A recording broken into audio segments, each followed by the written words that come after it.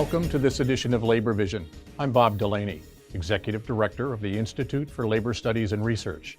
Labor Vision, a production of the Institute, focuses on topics of importance to working Rhode Islanders. We hope you enjoy this edition.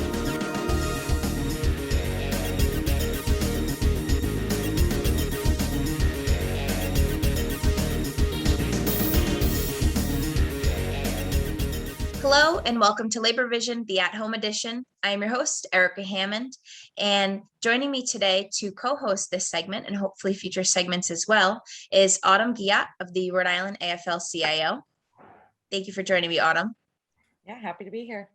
And joining us as new guests on Labor Vision for the first time from DCYF is both Matthew Gunnip, who is a social worker at DCYF. He's also the president of SEIU Local 580, and Barry Noel, who is the supervisor, child protective investigator at DCYF as well, and the vice president of SEIU Local 580. Thank you so much for joining us, gentlemen. It's a pleasure. Thank you for having us. All right, I know we have a lot of important information to talk about. We're going to be focusing on reform at DCYF. So if both of you guys can just give us some background and viewers so that they know and they can be aware of, if they're not aware of the October 2020 report that was done in DCYF, can you highlight some of the findings that were done in that report? Sure. I'll start off with a little of the background. The legislature mandated DCYF to come up with a report on what is needed to be done to meet accreditation standards from the Council of Accreditation. So the report was completed in the beginning of October, and that report demonstrated for DCYF to have safe staffing that we would need 91 more positions at DCYF. Okay. And then in response to these findings, what has both the governor and the General Assembly proposed for this budget, or what are they doing in response to these findings? So the governor's proposed budget added 16 positions to DCYF. The legislature had lots of hearings, oversight hearings. They had fiscal hearings through the Senate Finance Committee, the House Finance Committee, really kind of asking questions and demanding answers regarding DCYF's budget on the positions needed to make sure kids are safe that we work with and we serve. In response to that, a budget came out that added 75 positions to the governor's proposal, which would bring us to 91 positions recommended in that October report. Wow. All right. What would an additional 91 positions mean for both the employees and the children and everyone that they represent, the families as well? It would be a real game changer. We're dealing with an understaffed workforce, which means unmanageable caseloads, which means kids falling through the cracks. There's a real urgency. Our workers are really, burning out. This would give them a booster shot of hope. Think of the analogy about drinking out of a fire hose, and then think of there being five fire hoses, and then think of fire instead of water coming out of those fire hoses. And our workers are burning out, and burnout is, a word that is used frequently. And this will give a booster shot of hope. And why is that important? Think about if you're a parent. Think about if you're a niece or nephew. Right. An aunt or uncle to a niece or nephew. Think about having to be subjected to those conditions on a weekly basis, a daily basis, I should say, and be able to emotionally take care of yourself and to take care of the kids you serve. And now imagine, a DCYF worker having caseloads up to over 30 kids who have been subjected to abuse and neglect. And they depend on you to be reunified with their families, or they depend on you to safely keep them in the home with their biological parents. So kids are really falling through the cracks. So this would give us staffing that would ensure that the needs of our children are met. If I can just add something to that as well. So I work in the Child Protection Division, Child Protective Services Division, and that comprises the Child Abuse Hotline as well as the folks who do actually go out and do the field investigations. And on a regular basis, on a weekly basis, we're calling people callbacks and on overtime to address the reports that come into the hotline to investigate those reports. The department implemented a practice model a few years ago. It's called the SAFE model, which is Safety Assessment and Family Engagement. It was the first time that we implemented a practice model that is used throughout the department. And what that model said was that our investigators should be receiving 3 reports a week. I can tell you on a regular basis, they're receiving 4 reports, if not more, on a weekly basis. And again, we have to constantly call people in on every week in order to address the demands, the workload. Wow. So additional staff would certainly help to meet the workload demand. These Absolutely. positions, these new positions that are going to be introduced, are they all for frontline workers? That's a great question. So the House fiscal analysis, which came out after the House Finance released their amended budget, they basically referenced the October report saying, hey, we're giving you these 75 positions on top of the governor's 16 positions to come out to 91 positions to meet the needs of that report. So in that report, it specifies that the department estimates it would need at least 90 additional staff, primarily frontline workers. In that report, it basically specifies where 70 of those workers would go. So 41 of those would go to Child Protective Services, 34 Child Protective Investigators, and 7 Child Protective Investigator Supervisors. 29 of those positions would go to our Family Services Unit, which comprises of social caseworkers and casework supervisors. So after there's an investigation and there's a finding of abuse and neglect, the case gets transferred to our Family Services Unit, which has responsibility of assessing the needs of the family, making sure that the services are put in place for the children and their parents to help them address whatever issues resulted in them coming to the department. Was it domestic violence? Was it mental health? Was it substance abuse? So if a child is at home, the goal is to maintain the child in the home. If the child was removed from home, the goal is to reunify those children with their parents as soon as possible. So all those positions would be very helpful in making sure there's efficient and comprehensive investigations so kids aren't falling through the cracks, and to give those kids that are open to the department the support they need to make sure they stay safe. Absolutely. This is all like so exciting. I'm just also wondering like what the hiring process is going to be like. Yeah, that's a great question because working in state government, nothing happens very fast, and there are a lot of hoops to jump through.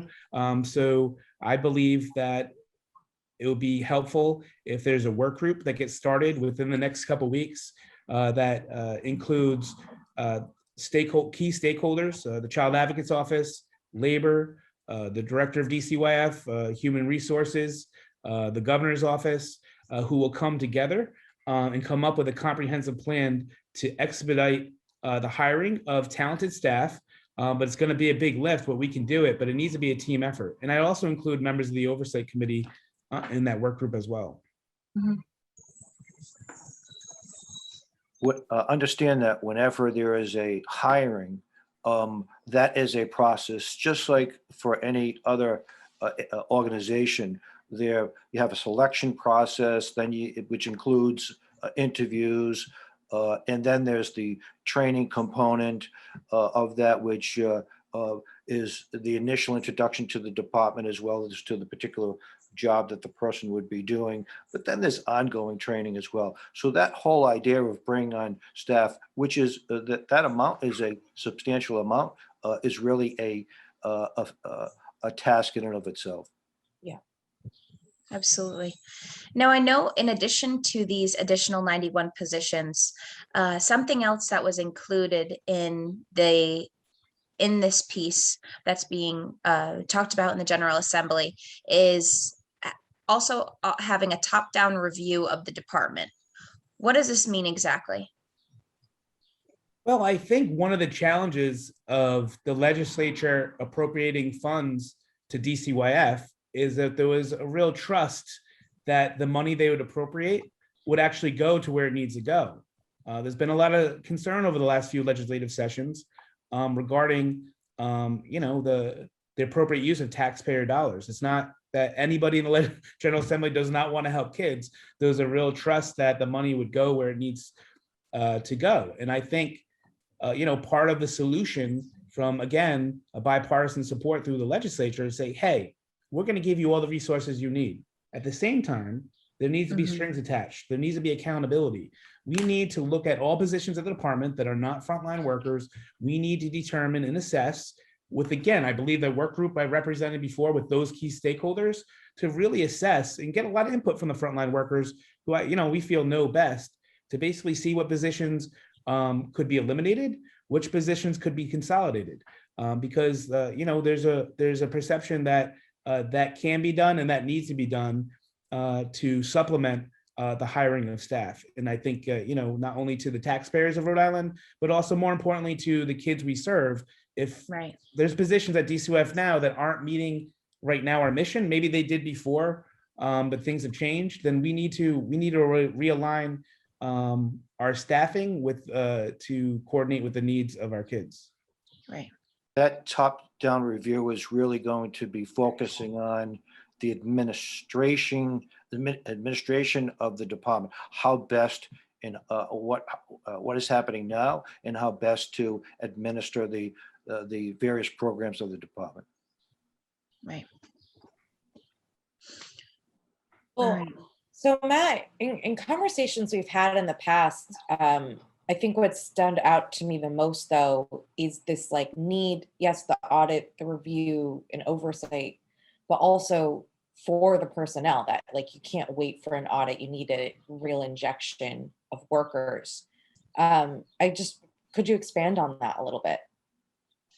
Sure, yeah, and it kind of, definitely connected to that analogy, the fire hose analogy I gave before. But it's also, you just heard, my colleague Barry say, in Child Protective Services, the caseloads are, above right now where they should be.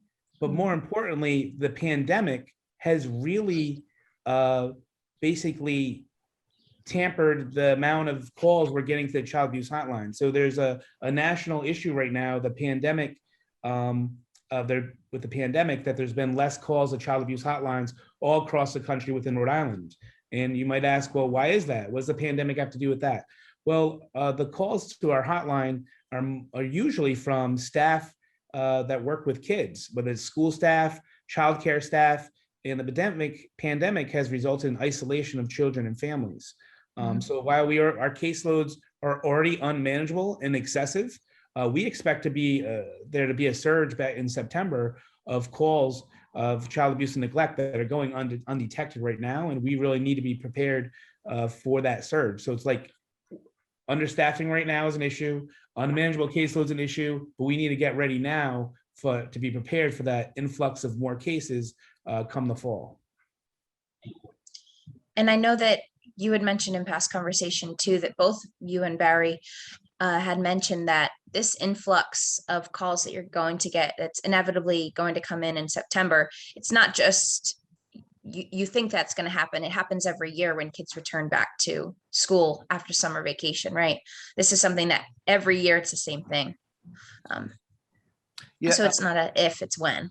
Yeah, every year we see a spike in the end of September into October when kids come back to school.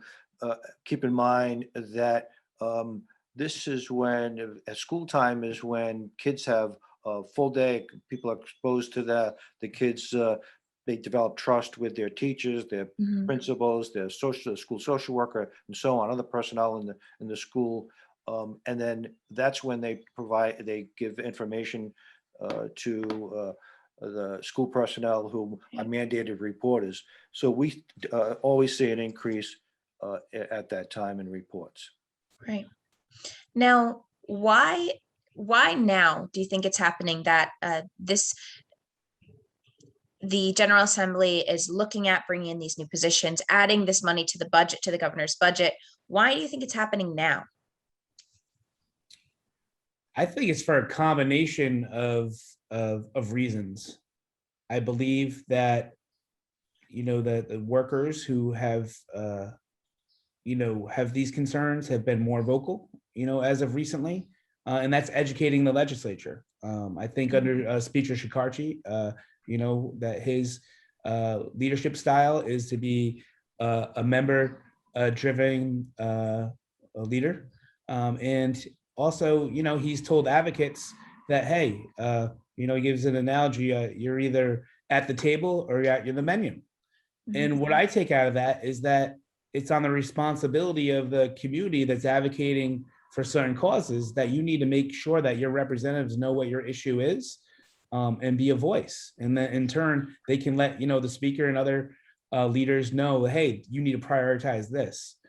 So I can say that leading up to this budget amendment, we had literally 800 emails go out to General Assembly members from our members in the community.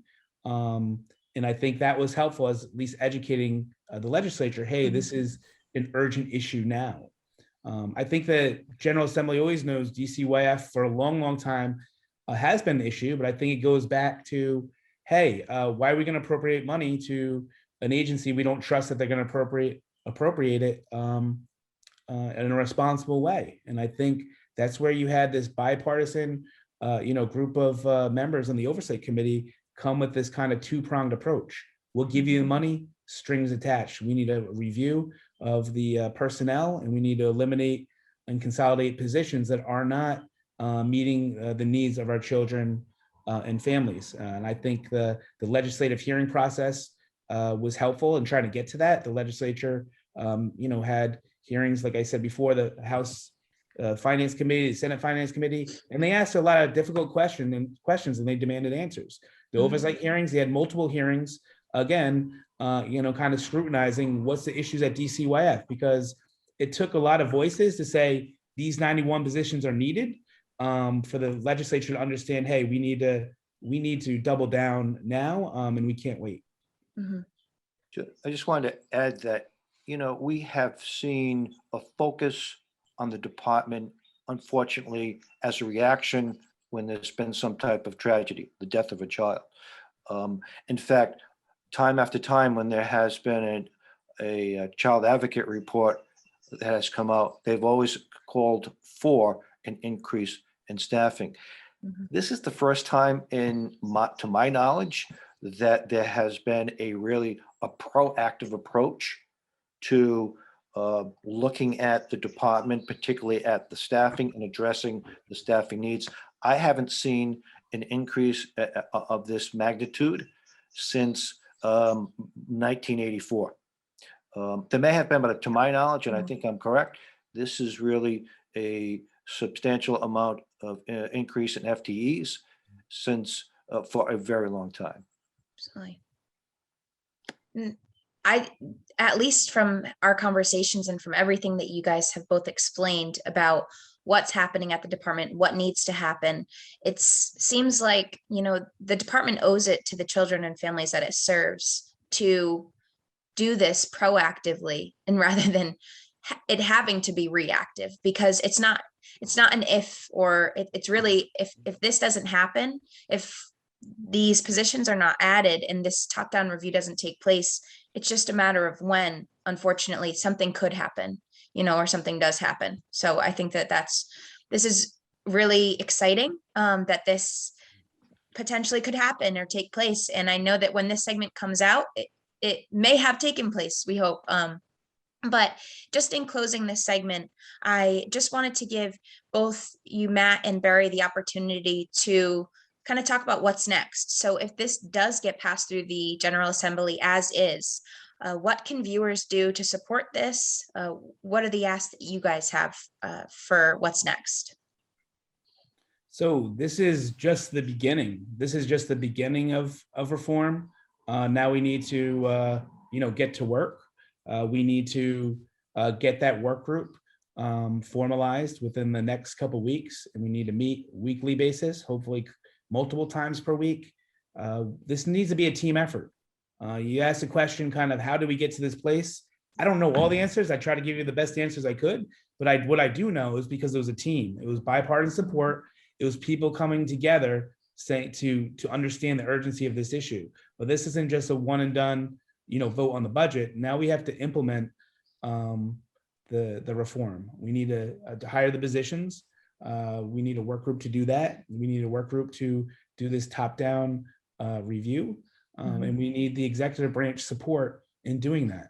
The legislature has the responsibility for appropriating funds. The executive branch has the discretion, the responsibility to use those funds as it sees fit in a lot of ways. But we need to come together. There's separation of powers between, the executive branch and legislative branch, but we need to come together as a team, and we need to do it quickly on behalf of our children and families.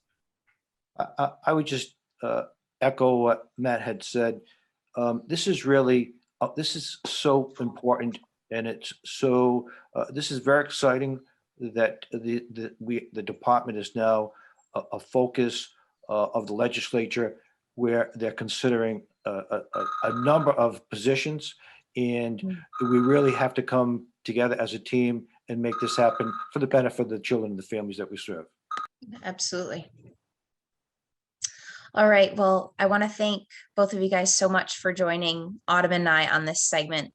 I'm really happy that we're able to get all this information out to viewers, because this is exciting. This is an exciting time for the department, exciting time for so many families throughout Rhode Island too. So thank you both so much for being here. Thank you for the opportunity, and thank you so much for prioritizing this issue for this segment and preparing for it. I appreciate it.